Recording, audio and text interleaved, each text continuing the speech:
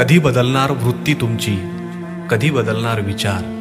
त्यांच्या खुनाला 12 वर्ष पूर्ण झाली. तपास अर्धवट झाला. लोकांना काही फाशीची शिक्षा ते होणं शक्य नव्हतं, पण जन्मठेपेपर्यंत येऊन पोहोचले.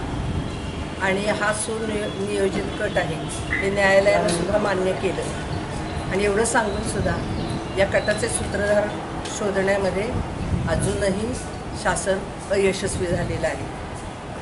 काही सनातनचे कार्यकर्ते त्यांनी पकडले, त्यांना निर्दोष ठरवून सोडूनही दिलं अपुऱ्या पुराव्यामुळं.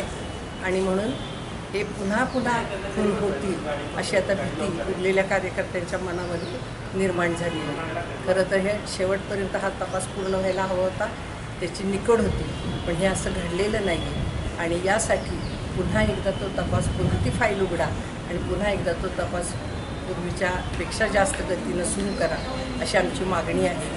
आणि त्यासाठी आम्ही सगळेजण या ठिकाणी एकत्र जमलो आणि एक निवेदन दिलेलं आहे. त्याच्यामध्ये तिसरा महत्त्वाचा मुद्दा एक जादूटोणाविरोधी कायदा पण झालेला आहे, पण त्या कायद्याची अंमलबजावणी म्हणावी तशी इफेक्टिव्हली अजून झालेली दिसत नाही. आणि तीसुद्धा आपल्याला अतिशय काळजीपूर्वक लक्ष ठेवून केली पाहिजे. आणि या सगळ्या भीतीदायक वातावरणात समाजाला सोडलं पाहिजे. अंधश्रद्धा निर्मूलनाच्या कार्यक्रमात